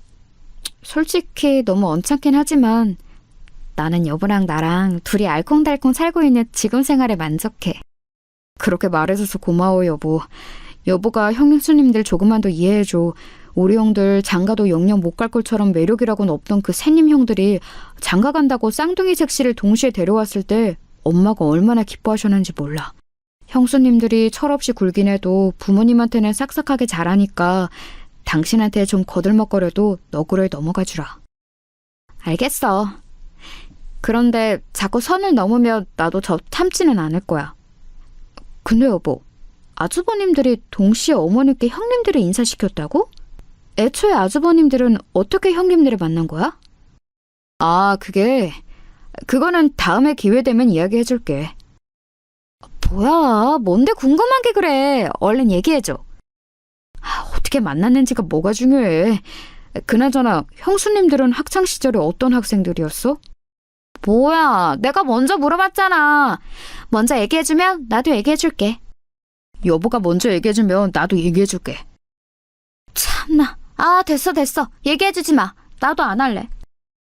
순진한 아주머님들이 일진 생 양아치였던 형님들을 어떻게 만났는지 무척 궁금했지만 저도 얘네가 일진이었던 과거는 마지막까지 비장의 카드로 가지고 있고 싶어서 더는 물어보지 않았습니다. 사실 그게 밝혀진다고 해도 눈 하나 깜짝 안 할 아이들이지만 그래도 갈등 상황이 생길 때 시댁은 모르는 형님들의 비밀 하나 가지고 있다는 것이 꽤나 큰 위로를 주었거든요. 지금부터 살살 거슬리는 게 확 폭로해버리고 싶지만 저는 시기를 좀 두고 보기로 했습니다. 그런데 두 형님들의 거만한 태도는 개선될 기미가 보이지 않았습니다. 가족 모임이 있을 때마다 틈만 나면 자기들 재산을 자랑하고 저희들 처지를 무시했습니다. 한 번은 이런 날도 있었어요. 그날은 시어머니의 생신날이었습니다. 다시금 온 시댁 식구들이 모여 저녁 식사를 함께 했습니다. 결혼하고 처음 맞이하는 시어머니의 생신이라 긴장이 좀 되기도 했습니다. 그 자리에서 각자가 준비한 선물을 어머니께 드리는데 큰형님은 명품백, 작은 형님은 해외여행 티켓을 준비하더군요. 그러면서 어찌나 또 생색을 내는지 정말 가관이더군요. 어머님, 올해도 저희가 특별한 선물로 준비했어요. 부디 이쁜 가방 메고 해외여행 즐겁게 다녀오세요. 저희가 이거 준비하느라고 몇 달을 밥을 굶었는지 몰라요. 맞아요, 어머님. 이거 준비하려고 몇 달간 아버님 용돈도 확 깎았다니까요. 근데 동서는 뭐 준비했어? 저는 어머님, 이거... 형님들의 화려한 생신 선물 사이로 제가 건넨 것은 핸드폰 가죽 케이스였습니다. 친한 친구가 가죽 공방을 해서 그 친구의 도움을 받아 친구와 함께 직접 만든 것이었습니다. 어머님, 요새는 지갑을 잘 안 들고 다니고 핸드폰 케이스 뒤에 이렇게 카드 몇 장 넣고 다니는 게 유행이래요. 어머님 편하게 다니시라고 직접 만들어봤어요. 아이고 고맙다 아가. 어쩜 이렇게 솜씨가 좋노? 안 그래도 할미가 되니까 지갑 들고 다니기가 어찌나 무거운지. 이참에 휴대폰 하나만 들고 다니면 되니 잘 됐지 뭐냐. 고맙다 정말. 시어머니는 형님들의 화려한 선물을 받으실 때와 똑같이 기뻐하시고 좋아하셨습니다. 그렇게 훈훈하게 선물 전달이 마무리되려는데 역시나 형님들이 초를 쳤습니다. 이봐 동서, 고작 준비한 게 핸드폰 가죽 케이스야? 그것도 정품도 아니고 직접 만들었다고? 에이, 너무 성의 없다. 어머님 체면이 있는데 아무리 없이 살아도 그렇지. 이럴 거면 그냥 현금으로 드리지 그랬어. 그래 동서, 언니랑 나랑은 이 선물 준비하려고 몇 달을 돈을 열심히 모았는데 동서는 꼴랑 가죽 공방 가서 하루 동안 만들어 온 가죽 케이스야? 아직 우리 집안 클래스를 잘 모르네 얘가. 다시금 이어지는 형님들의 비아냥과 조롱에 저는 화가 나서 말했습니다. 형님들, 그래요. 저희는 형님들만큼 형편이 넉넉지 않아서 비싼 선물은 준비 못했어요. 그래도 이 케이스 가죽 공방 15년 넘게 운영해온 친구 도움받아서 한 달 넘게 제작한 거예요. 가죽도 이태리 명품 브랜드에서 쓰는 가죽보다 훨씬 좋고 튼튼한 가죽이에요. 모르긴 몰라도 큰형님이 드는 그 명품 가방 가죽보다도 훨씬 품질이 좋을걸요? 어머? 동서 자격지심이 심하네. 아무리 그래도 어따 대고 이 샤넬이랑 그 근본도 모르는 가죽이랑 비교를 해. 비교할 걸 비교해야지. 그러지 말고 다음부터는 우리랑 상의해서 같이 준비해. 동선에 없이 사는 거 우리가 잘하니까 무리하게 뜯어먹지는 않을게. 아이고 고만들 해라. 나한테는 너희가 준 선물 하나하나가 다 고맙고 소중하다. 막내 아가도 얼마나 열심히 이걸 만들었겠니. 이 시간 이후부터는 선물 가지고 입도 뻥긋하지 말거라. 끝까지 비아냥거리는 형님들에게 더 맞부질 놓아 쏘아붙이려는 순간 시어머니가 제지를 하셨습니다. 저는 정말 머리끝까지 화가 치밀어 올랐지만 시어머니가 말리고 나서시니 꾹꾹 눌러 참을 수밖에 없었습니다. 그렇게 추석과 시어머니의 생신으로 이어지는 가족 모임에서 계속해서 형님들의 불쾌한 언행들을 마주해야 하니 스트레스가 이만저만이 아니었습니다. 처음에는 고교 동창생들이 손윗동서인 게 더 나은 건가 싶었지만 겪어보니 그게 아니었습니다. 오히려 이것들은 동창생이라고 저를 더 쉽게 생각하고 더 무시하는 거 아니겠어요? 지금이라도 시부모님과 아주머님들은 몰래 찾아가 형님들이 고등학생 때 얼마나 질이 안 좋은 학생들이었는지 다 폭로하고 싶은 심정이었습니다. 하지만 지금 상황에서 그렇게 한들 믿어주실지도 모르겠고 믿어주신다 해도 괜히 저만 이상한 사람이 될 것 같았습니다. 왜냐하면 형님들은 시부모님을 어떻게 구워 삶았는지 두 사람을 엄청 이뻐하셨거든요. 그런 상황에서 제가 형님들의 흠을 잡는 이야기를 해봤자 제가 형님들을 질투해서 그러는구나 생각하실 게 뻔했거든요. 정말 시원하게 형님들에게 반격을 하고 싶은데 그럴 만한 비장의 카드를 가지고 있음에도 쓸 수 없는 상황이 너무 답답했습니다. 그렇게 형님들만 생각하며 분통 터지는 나날들이 이어지고 있었습니다. 하지만 언제나 세상은 저에게 끊임없이 억울한 일만 선사하다가도 가끔 한 번씩 제게 유리한 상황을 열어주기도 하죠. 제게도 드디어 복수의 기회가 다가왔습니다. 그날은 해가 바뀌고 설날이 다가오던 때였습니다. 이번에도 역시 어느 집에서 명절 모임을 할지 정하느라 잠시 여자들만 모이게 되었는데 웬일로 시부모님께서는 막내인 저희 집에서 이번 명절을 보내고 싶다고 하시더군요. 저희야 흔쾌히 그러자고 했지만 형님들이 또 딴지를 걸고 넘어졌습니다. 아니 어머님, 거기가 어디라고 멀리 강북까지 가시겠다고 그러세요. 동선에 빼고 저희 다 강남 사는데 와도 동선에가 와야 맞죠. 안 그래 동서? 신혼 초부터 편하게 시집살이를 궁리하는 거야 지금? 아니 무슨 말을 그렇게 심하게 하세요 형님. 제가 먼저 오시라고 했나요? 어머님이 오신다고 했지? 아이고 니들은 붙어있기만 하면 투닥대는구나. 막내 아들 장가 보내고 공부하느라 바쁘다고 제대로 가보지도 못했는데 이번 기회에 다 같이 막내네 집에서 모이면 좋을 것 같아서 한 결정이니 그런 줄 알거라. 네 어머님, 그럼 어쩔 수 없죠. 한강 건너 올라간 지가 언제인지. 언니 그만 투덜대고 이번에는 그렇게 하자. 형님들은 저희 집에 오는 것이 무슨 누추하고 더러운 곳에 겨우겨우 오는 것 같은 태도를 보이는데 굉장히 언짢았습니다. 그래서 저는 그동안 쌓여왔던 그들의 업신여김을 완전히 끊어내야겠다고 생각했습니다. 그래서 주소가 어떻게 되는데? 불러봐봐. 저는 마지못해 하는 형님들에게 또박또박 제가 사는 곳의 주소를 불러드렸습니다. 서울시 용산구 항남동 108번지 한남 탑 노블레스 아파트 103동 1501호예요. 어? 내가 지금 잘못 들은 거지? 어디라고? 왜요? 뭐가 잘못됐나요? 한남 탑 노블레스 아파트요. 들어보셨을 거 아니에요. 제가 거기 산다고요. 거짓말 치지 마. 지금 이 형님들 놀려? 시어머니도 계시는 자리에서 이게 뭐 하는 짓이야? 빨리 주소 제대로 안 불러? 못 믿으시겠으면 직접 와보시던가요. 왜요? 저는 이 아파트 사면 안 돼요? 안 되고 말고 거기는 100억이 넘는 아파트인데 전세 산다는 사람들이 그 집에 전세로 들어가 있다고? 아이고 지나가던 개가 웃겠다. 동서, 우리한테 자격지심이 있는 거는 알고 있었지만 아무리 그래도 어른들 앞에서 이런 장난은 선 넘었지. 저는 계속해서 못 믿는 형님들에게 제 신분증을 던지면서 얘기했습니다. 형님들 이거 보세요. 여기 주소지 보시라고요. 제가 그동안 어머님 앞이라서 자제해왔는데 오늘 확실하게 짚고 넘어가야겠네요. 어머님 잠시만 좀 양해해 주세요. 형님들은 제가 집어던진 신분증을 집어들더니 거기에 적힌 제 주소지를 보고선 놀라며 말했습니다. 아니 진짜 탑 노블레스 아파트네? 이게 어떻게 된 거야 동서? 강북에 전세 산다면서? 네 맞아요. 한남동도 강북이죠. 그리고 전세도 맞아요. 전세가가 60억이라서 그렇지. 아, 60억이면 형님들 사시는 그 강남집 매매가보다도 비싸네요. 어떻게 생각하세요? 뭐라고? 아니, 너희가 돈이 어디서 나서 그런 집을... 네, 사실은 이랬습니다. 저희 부부가 사는 집은 위에서 말한 대로 한남동 부촌에 위치한 최고급 아파트입니다. 웬만한 강남보다 전세가며 매매가가 훨씬 비싼 곳이죠. 가난한 박사과정 부부가 어떻게 이런 60억 전세라는 어마어마한 집을 얻을 수 있었느냐고요? 네, 저희가 가난한 것은 맞죠. 하지만 저희 부모님은 아닙니다. 아버지는 오랫동안 대기업의 임원으로 일하셨고 은퇴하신 지금도 강남에 건물을 몇 개 가지고 계세요. 결혼할 때도 저희에게 집 한 채 선물하시겠다고 한 걸 저희가 굳고 사양하자 그러면 아버지 명의로 전세라도 얻어주겠다고 해서 이 집에 이사 오게 된 것입니다.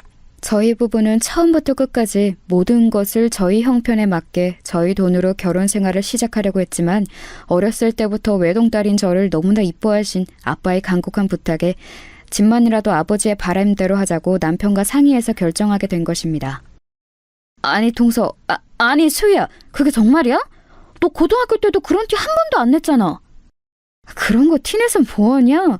내가 니네처럼 허영만 가득한 줄 아니? 정말 니네 고등학교 시절 생각만 하면 야야야야 수희야 내가 미안해. 우리가 미안해. 그동안 우리가 아무것도 모르고 너 너무 무시했지. 진짜 미안해. 한 번만 용서해주라. 어? 동서. 제가 홧김에 두 형님들의 고등학교 시절을 시어머님 앞에서 폭로하려는 눈치가 보이자 큰형님은 번개처럼 저를 제지하고 나섰습니다. 콧대 높던 그 모습들은 다 어디로 갔는지, 아파트 브랜드 하나로 이렇게 전세가 역전될 수 있는 건지 씁쓸하기도 했습니다. 사실 시어머님은 저희의 이런 상황을 다 알고 계셨는데 허영만 가득한 형님들이 제가 더 잘 사는 것을 알면 주눅들까봐 그동안 일부러 말을 아끼셨어요. 그런 저희를 보다 못한 시어머니가 한 말씀 하셨습니다. 큰아가, 둘째 아가, 내 그동안 너희가 막내 아가 상황을 알고 나면 너희가 괜한 박탈감이 들까봐 얘기하지 않고 있었단다. 사실 나한테는 너희가 가난하건 부하건 다 내 예쁜 며느리들이란다. 그런데 너희들이 막내 사정은 잘 모르는 채 은근슬쩍 무시하는 말들을 할 때마다 마음이 아팠단다. 그렇다고 내 입으로 막내 애들 사정을 밝히기엔 사돈댁에 신뢰가 되는 것 같은 느낌이 들었지 뭐니? 이제 사정을 다 알았으니 부디 사이좋게 지내길 바란다. 게다가 너희들은 고등학교 동창이라면서 이 시애미는 너희들이 사이좋게만 지낸다면 더 바랄 것이 없겠다. 이 시애미 말 잘 알겠지? 사실 시어머니께서 형님들이 저렇게 콧대 높게 시건방지게 굴 때 적극적으로 말리지 않으셨던 게 내심 섭섭할 때도 있었지만 말씀을 듣고 보니 형님들과 저희 부모님까지 배려하시느라 그랬다는 사실에 마음이 풀렸습니다. 그렇게 그날 자리를 마무리하고 설 당일이 되어서 저희 집에 식대 식구들이 다 모인 날 저희 집의 화려한 내부를 보고 부러워하던 형님들의 모습이 잊혀지지가 않습니다. 부럽기는 한데 티는 낼 수 없고 그러자니 배알이 꼴리는 그 표정을 진짜 여러분에게도 보여주고 싶네요. 그런데 형님들은 그런 뒤틀린 마음을 마음속에 꾹꾹 눌러 담을 수 없었는지 또 눈치 없는 말을 내뱉었습니다. 동서는 좋겠다. 부자 부모님 만나서 아직까지도 하고 싶은 공부하면서 이렇게 편하게 호의호식하니까. 그러게, 학교 다닐 때는 커다란 잠자리 안경만 쓰고 공부만 하던 애라서 눈에 띄지도 않았는데 이렇게 부잣집 딸내미인데다가 훈난 남편까지. 다 가졌네, 다 가졌어. 서방님은 동서 어디가 그렇게 좋았어요? 솔직히 외모 때문은 아니죠? 자신들이 가진 재산으로는 저를 이길 수 없다는 생각이 들었는지 이제는 외모로 저를 까내리기 시작한 것입니다. 무슨 말씀이세요, 형수님? 저 이 사람 얼굴 보고 결혼한 거예요? 남편의 능청스러운 대답으로 그 상황을 넘어가긴 했지만 저는 기분이 나빴습니다. 그리고 돈으로든 외모로든 어떻게든 저보다 우위를 점하려는 그 태도가 애처롭기까지 했습니다. 근데 암만 좋은 집 살아도 차 없이 뚜벅이로 다니기 힘들겠다. 본인들 명예차는 없다고 했지? 여기 이렇게 언덕진 아파트를 차 없이 어떻게 다녀? 이번에는 자기들 수입차 자랑이 하고 싶었는지 주로 뚜벅이로 다니는 저희 부부를 무시하는 발언을 했습니다. 아이고 그만들 하거라. 너희들은 틈만 나면 이렇게 막내 아가 비아냥거리는 거 지치지도 않니? 아니 어머님, 저희는 그게 아니고요. 서방님네가 차 없이 이렇게 높은 언덕에서 왔다 갔다 하기 불편할까봐 그랬죠. 거기까지 듣는데 저는 더 참지 않고 말했습니다. 형님들, 제가 이렇게 좋은 집에서 살고 있는 게 배알이 꼴려도 단단히 꼴리시나 보죠? 제가 그동안 많이 참았는데 이제는 제 외모 비하에 또 차는 왜 걸고 넘어져요? 형님들 저보고 자격지심이라고 했죠? 그 자격지심은 형님들이 부리고 있네요. 진짜 가짜나서 정말. 뭐야? 너 지금 말 다 했어? 이게 어디 손이똥수한테 자격지심이 어쩌고 어째? 나 진짜 어이없어. 여보, 우리 그만 가자. 나 기분 다 잡쳤어. 그래 여보, 우리도 가자. 막내 동서 잘난 척하는 꼬라지 더 이상 못 보겠다. 그러더니 아주머님들을 이끌고 확 나가버리는 게 아니겠어요? 아이고 얘들아, 어디 가니? 얼른 다시 이리 오지 못해? 시어머니가 나서는 그들을 붙잡으려고 하는데도 형님들은 아랑곳하지 않고 자리를 떠버리더라고요. 어머님 냅두세요. 이번 명절은 우리끼리만 조촐하게 지내요. 이 기회에 형님들 저 비아냥거리는 버를 싹 고쳐줘야겠어요. 아휴, 내가 며느리들 때문에 늙는다 늙어. 그렇게 설 명절은 며느리들의 기싸움으로 살벌하게 끝이 났습니다만 제가 거기서 계속 져주면 저희 부부를 넘어서서 저희 부모님까지 능욕을 할까봐 더 이상 참으면 안 되겠다 싶었습니다. 기회를 봐서 단단히 한번 혼을 내줘야겠다는 생각이 들었습니다. 그리고 그 기회는 그리 오래 지나지 않아서 찾아왔습니다. 해마다 한국은 장마철이 되면 엄청난 비가 쏟아지곤 하잖아요. 이번 여름도 어김없이 물폭탄이 쏟아진 거 다들 기억하고 계시죠? 그런데 강남 고가 아파트의 위상을 자랑하던 형님네 강남 제일 아파트 지하주차장이 죄다 침수가 되었다지 뭐예요? 큰형님이 자랑하던 그 이탈리아 스포츠카요. 당연히 그것도 침수가 되었죠. 큰 아주버님 차는 물론 같은 아파트에 살던 작은 아주버님네 차도 죄다 물에 잠겼대요. 아이고, 이를 어째! 내 자동차! 나중에 전해 듣기로는 큰형님은 그렇게 아주버님을 열심히 졸라서 산 스포츠카가 허무하게 물속에 잠기는 것을 보고서는 떠나가라 오열을 했다고 하네요.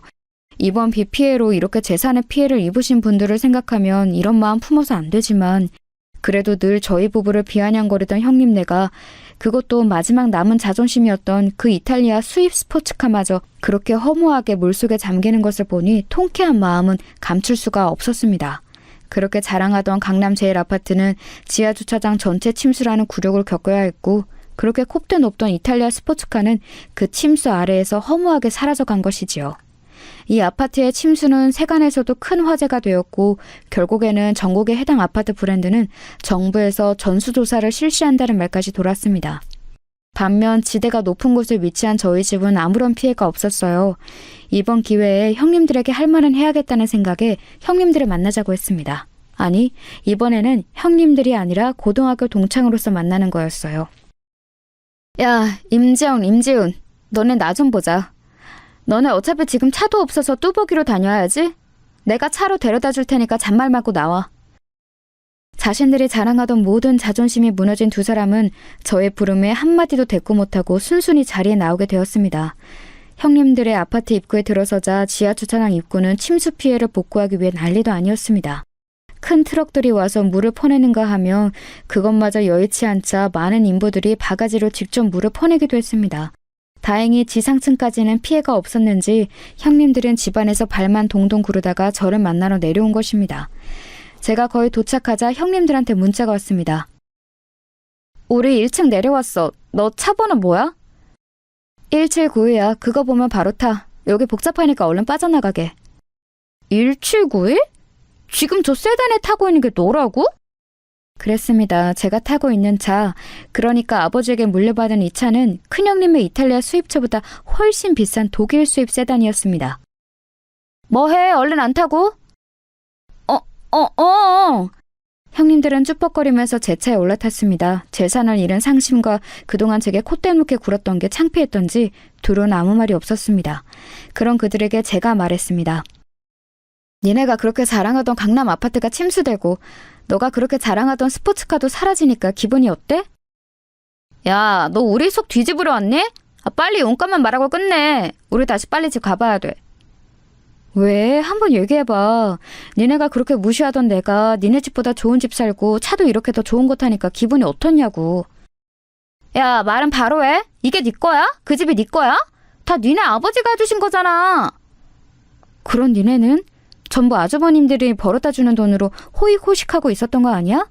그래, 나 일부러 니네 보라고 아버지 타던 좋은 차 끌고 나왔어. 니네 코 납작하게 해주려고. 똑같이 당해보니까 기분이 어때? 야, 그만해. 그래, 네가 이겼다. 네가 이겼어. 야, 지훈아, 얼른 가자. 무슨 말 짓거리나 궁금해서 나와봤더니 우리 조롱하러 왔네. 두 사람은 그들이 제게 그랬던 것처럼 똑같이 대하는 저의 행동을 보자 참을 수 없었는지 차 밖으로 나서려고 했습니다. 야, 기다려. 뭐야, 더 할 말 남았어? 그래, 바보들아. 이 차 너네 빌려주러 온 거야. 그게 무슨 뜬금없는 소리야? 으이구, 이 멍충이들아. 내가 진짜 너네 속 긁으러 왔겠냐?